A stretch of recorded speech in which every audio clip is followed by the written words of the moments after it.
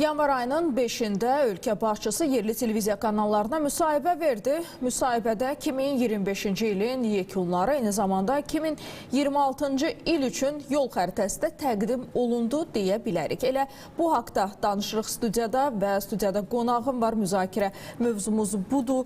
Millət vəkili Cavanşir Feyziyevlə müzakirə edəcəyik. Cavanşir müəllim, salam, xoş gəlmişsiniz. Xoş gördük. Cavanşir müəllim, yəqin ki, izlədiniz ölkə başçısının müsahibəsini və kifayət qədər xeyli sayda mövzuya toxunuldu. Amma mən istərdim ki, bizim müzakirə mövzumuz Azərbaycanın xarici siyasəti. Həm 2025-ci ildə həyata keçirilən işlər, həm də 2026-cı ildə nələr artıq perspektivdə var. Bax, bunları da ölkə başçısı vurğuladı. Gəlin ilk olaraq Amerika Birləşmiş Ştatları ilə olan münasibətdən başlayaq. Çünki ölkə başçısı orada vurğuladı ki, bundan əvvəlki administrasiyalar, yəni həm Obama, Biden, həm Biden, Blinken, onlar indi hakimiyyətdə olsaydı, yəqin ki, bu reallıqlar heç Cənubi Qafqazda olmazdı. Bəli, doğrudur. Doğrudan da ölkə başçısının müsahibəsi 2025-ci ilin yekunlarına həsr olunmuş olsa da rəsmən, amma aslında biz sanki 30 illik yaxın keçmişimizə bir ekskurs etdik həmin müsahibədə və ölkəmizlə bağlı, ölkəmizin beynəlxalq aləmdəki vəziyyəti, mövqeyi, nüfuzu ilə bağlı keçən prosesləri bir daha Cənab Prezident şərh etdi öz çıxışlarında və sizin də söylədiyiniz kimi Biden hakimiyyəti dövründə, Obama hakimiyyəti dövründə Azərbaycan-Amerika Birləşmiş Ştatları münasibətləri kifayət qədər gərgin olaraq qaldı və bu gərginlik onda başlamamışdı. Bu gərginlik hələ 90-cı illərin əvvəllərindən, yəni Azərbaycan öz müstəqilliyini bərpa etdikdən dərhal sonra başlamışdı. 92-ci ildə Azərbaycanın torpaqlarının böyük bir qismi işğal olunmasına baxmayaraq Azərbaycana qarşı Konqresdə sanksiya tətbiq olunmuşdu. 907-ci düzəliş qəbul olunmuşdu və o zamandan 2025-ci ilə qədər Amerika-Azərbaycan münasibətləri hər zaman həssas olaraq qalmışdı, heç zaman sabit bir xarakter ala bilməmişdi və proqnoz ediləcək bir xarakter ala bilməmişdi.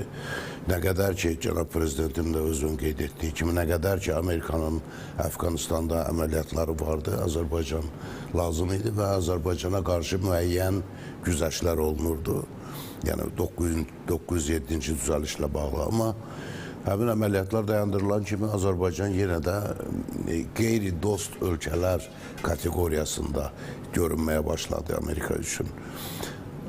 Lakin Donald Trump'ın hakimiyyətə gəlməsi ilə bağlı və eyni zamanda 30 ilə yaxın müddətdə Azərbaycan dövlət tərəfindən aparılan məqsədə yönlü fəaliyyət nəticəsində Amerika-Azərbaycan münasibətləri keçən il özünün ən yüksək təmas səviyyəsinə çatdı.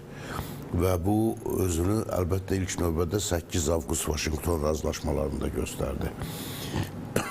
Trump administrasiyasının ümumiyyətlə Azərbaycana və özəlliklə Azərbaycan prezidentinə qarşı münasibəti həmişə açıq şəkildə ifadə olunub Amerika prezidenti tərəfindən və o Azərbaycan prezidentini güclü lider hesab edir. Azərbaycanı da doğru düzgün siyasət aparan sülhsevər ölkə kimi tanıyır və bunu öz çıxışlarında təsdiq edir və bunun nəticəsidir ki, 8 avqust tarixində Azərbaycan prezidentinin Ermənistan baş nazirinin iştirakı ilə Ağ Evdə keçirilən görüşdə həm sülh müqaviləsi paraflandı, həm də Azərbaycan və Amerika Birləşmiş Ştatları arasında strateji tərəfdaşlıq xartiyası qəbul olunması haqqında ilkin qərar qəbul olundu.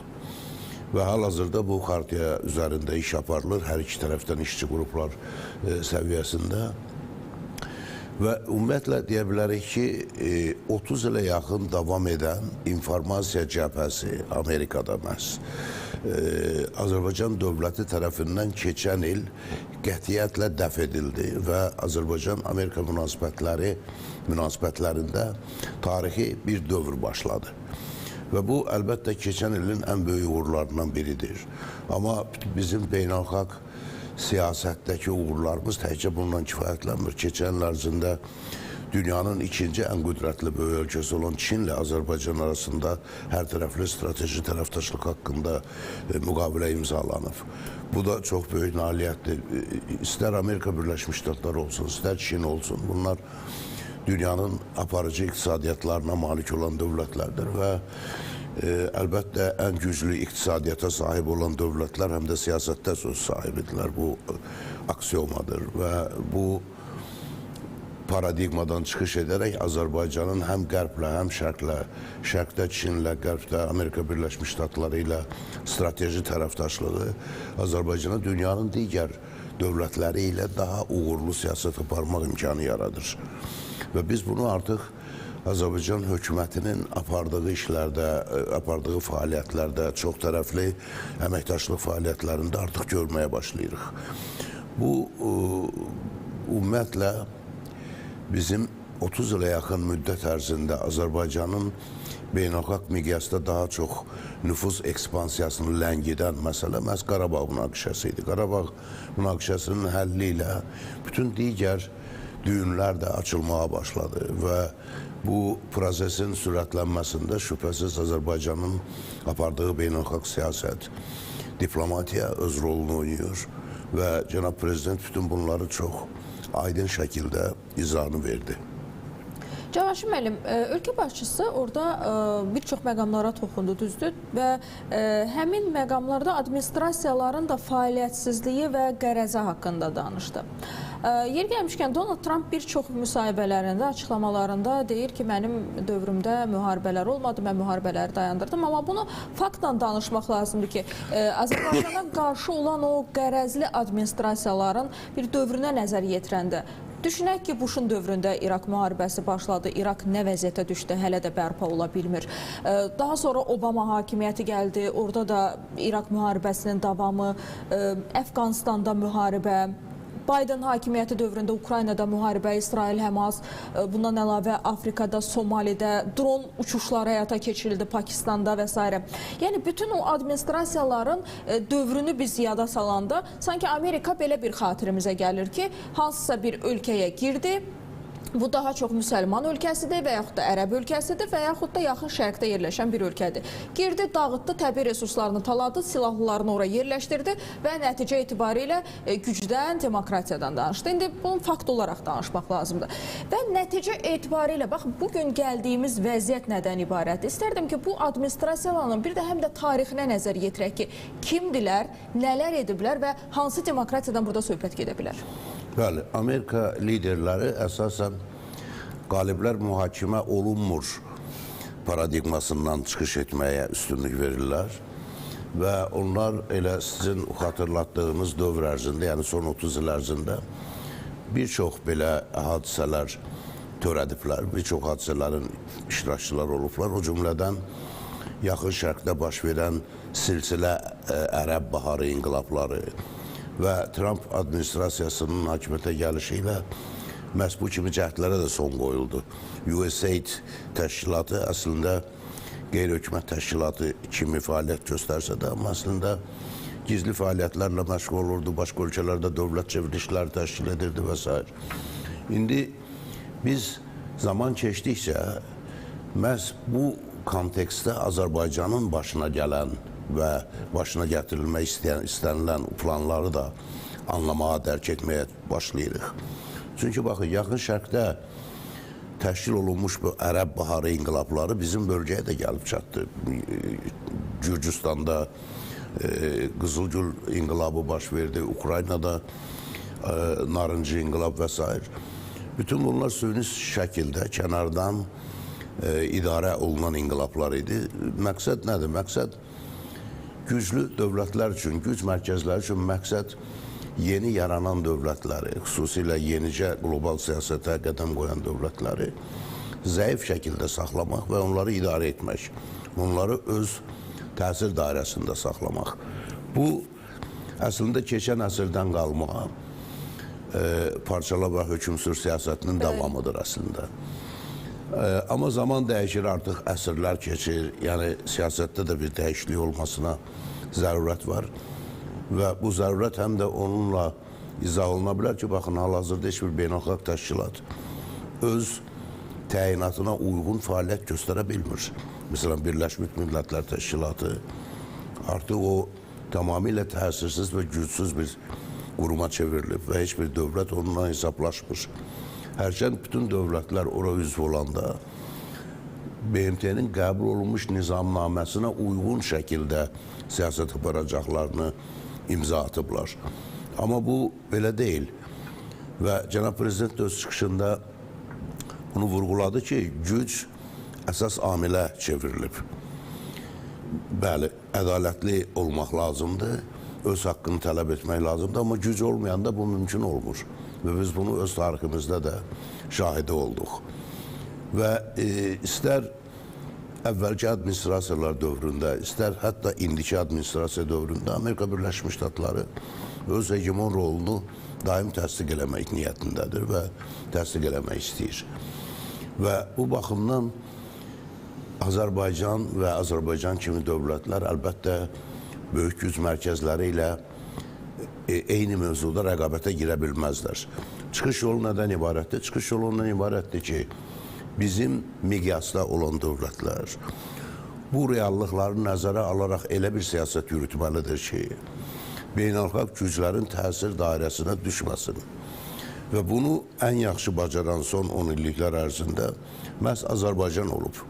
Və dünyada 200-ə yaxın dövlət var və bu dövlətlərin hər birinin bir problemi var. Yəni, problemsiz dövlət yoxdur.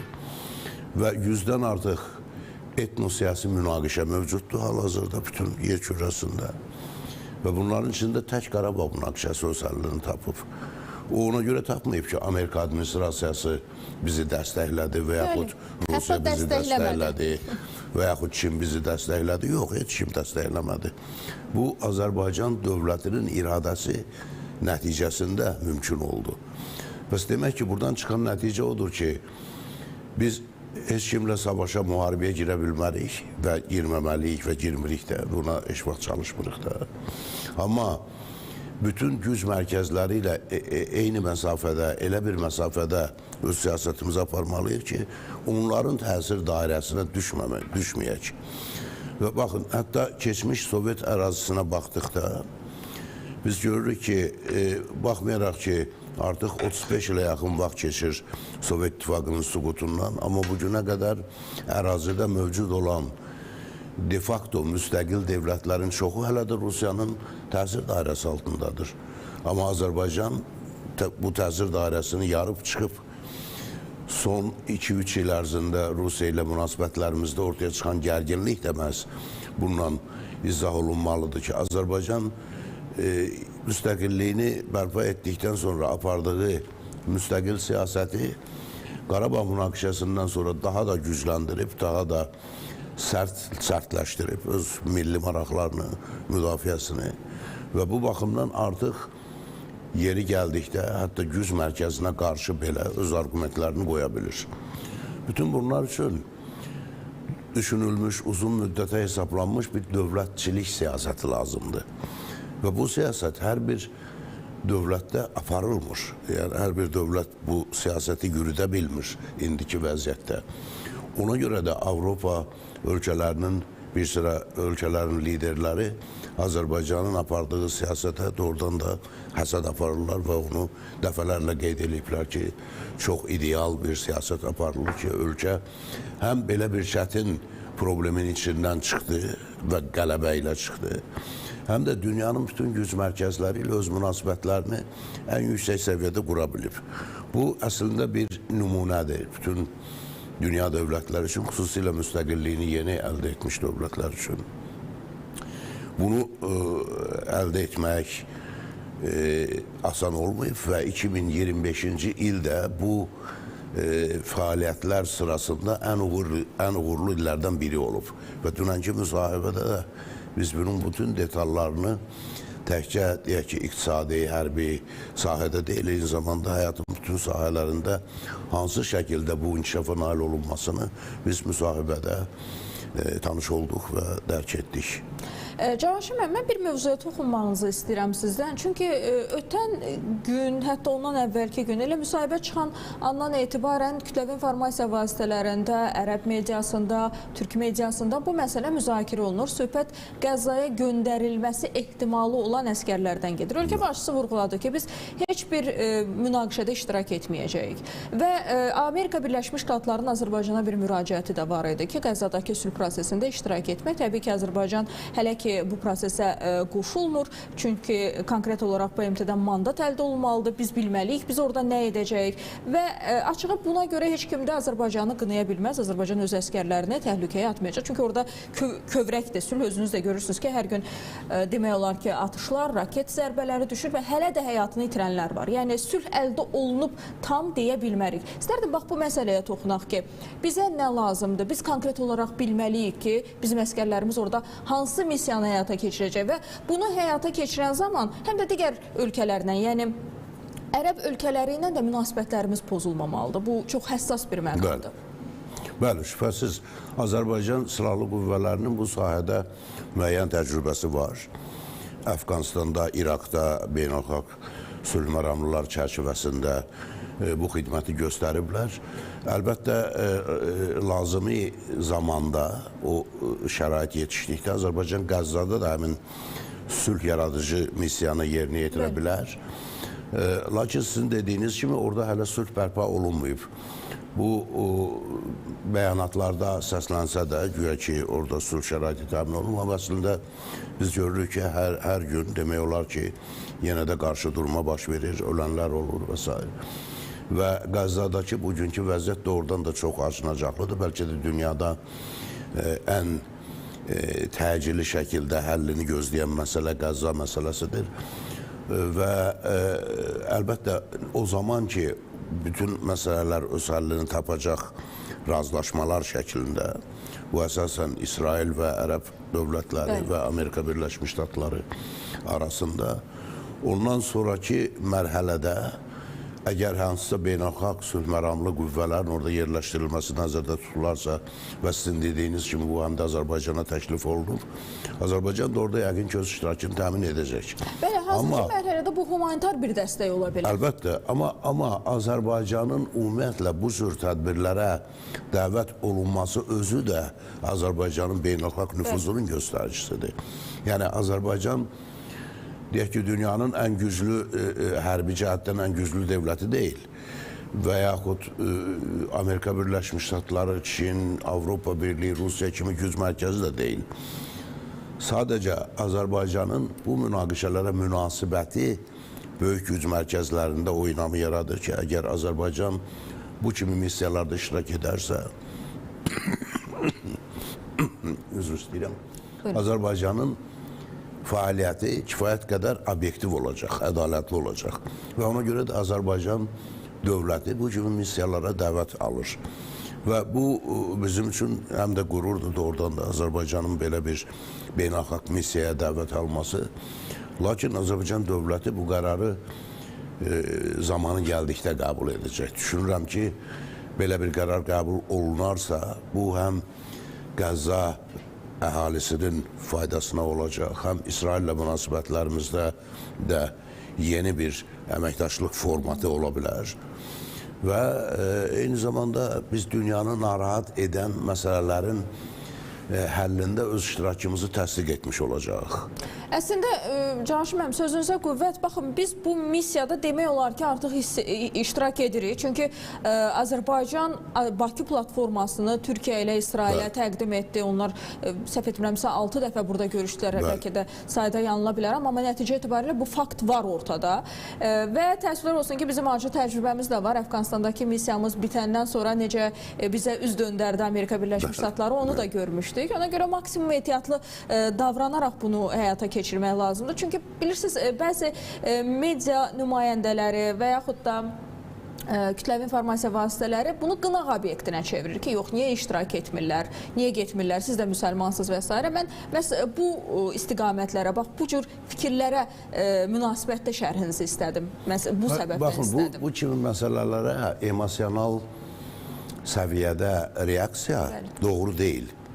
siyasət emosiyanı sevmir. Siyasət Əlbəttə. soyuqqanlı olmalıdır. Və harda bizim milli maraqlarımızı qorumaq imkanı varsa, harda bizim milli maraqlarımıza toxunacaq bir məsələ varsa, biz orada lazımi qaydada, lazımi şəkildə iştirak etməliyik.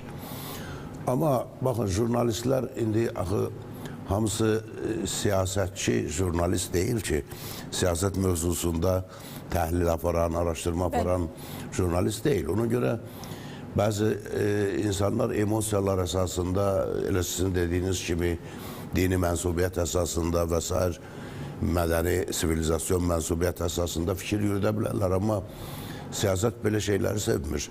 Və emosiyalar əsasında qərar qəbul edən dövlətləri və dövlət başçılarının aqibətini biz görürük. Bəli, görürük. Və ona görə də burada soyuqqanlılıq tələb olunur.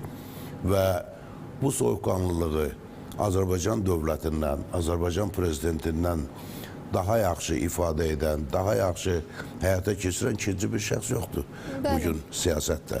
Müsəlman ölkələrinə də qalanda siz, bax buna da gəlin, elə bir münasibət bildirək yeri gəlmişkən.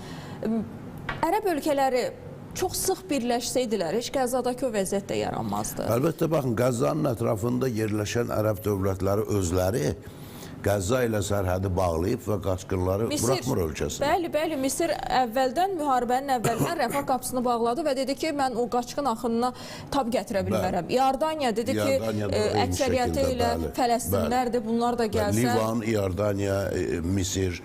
Baxın, bu kənardan durub raket atmaqla, məsələn, Husilərlə Hizbullah arasında fərq. Ümumiyyətlə, bu məsələnin, bu Yahudi, Ərəb qarşı durmasının tarixini bilmədən fikir yürütmək doğru deyil. Və o, siz dediyiniz kimi, tənqidi fikir səsləndirən adamlardan soruşsanız ki, bu münaqişənin kökü hara gedib çıxır, hardan qaynaqlanır, onlar bəlkə də bunu heç bilmirlər və oxumayıblar. Amma təəssüflər olsun ki, daha çox türk mediasında bu fikirlər səslənir və onlar bəzən unudurlar ki, Osmanlının o ərazilərinin əksəriyyətindəki Fələstinlilərin rolunu, dırnaqarası rolunu və bayrağında hələ də müəyyən elementləri olan. Ümumiyyətlə, Fələstinli deyəndə kimi nəzərdə tutulur, kimlər nəzərdə tutulur, bu özü də hələ bir aydınlaşdırılmalı məsələdir. Tarixi Fələstində yaşayan adamlarla bugün Fələstində yaşayan adamlar tamamilə fərqli adamlardır. Onların mənşəyi də fərqlidir, özləri də fərqlidir, əsasən. Və ona görə bu kimi parametrlərdən çıxış edərək kimisə müdafiə etmək və ya kimisə qınamaq, bu siyasi qanuna uyğunluqlara uyğun gəlmir. Həm də siyasi savadsızlıqdır, belə deyə bilərik. Bəli, əlbəttə. İndi mən o şəkildə demək istəmədim. Siyasi qanuna uyğunluqlarla uzlaşmır. Dünyanın idarə edilməsinin özünə məxsus qanuna uyğunluqları var. Və bu dünyanın idarə edilməsi deyəndə biz dünyanı təşkil edən 200-ə yaxın dövlətin hər birinin idarə edilməsinin məcmuyunu nəzərdə tuturuq. Və Azərbaycan da bu dövlətlərdən biridir. Biz o qanuna uyğunluqları öyrənərək, onların çərçivəsində öz maraqlarımızı necə təmin edə bilərik, bu şəkildə siyasət yürüdürük və dövlət bu şəkildə öz siyasətini aparır. Ayrı-ayrı adamların arzusu ilə və yaxud emosional reaksiyası ilə siyasət aparılmaz. Ona görə də bu kimi hadisələrə fikir bildirən istər jurnalistlər olsun, istər müsahiblər olsun, onlar məncə bildikləri, yaxından tanış olduqları mövzuda fikir yürütmələri daha məqsad olur. Cavanşir müəllim, çox sağ olun, təşəkkür edirəm. Elə yəqin ki, bu mövzuya ölkə başçısının bir fikri ilə yekun vurmaq lazımdır ki, biz nəyi nə vaxt etmək lazımdır onu bilirik. Bunu biz dəfələrlə də sübut etmişik. Cavanşir müəllim, çox sağ olun, studiyamıza gəldiniz. Suallarımızı cavablandırdınız və studiyada qonağım Cavanşir Feyziyev idi, millət vəkili. Biz onunla birlikdə Azərbaycanın xarici siyasətindən eyni zamanda ölkə başçısı Prezident İlham Əliyevin yanvarın 5-də yerli kütləvi informasiya vasitələrinə verdiyi müsahibədə toxunduğu mövzulardan danışdıq.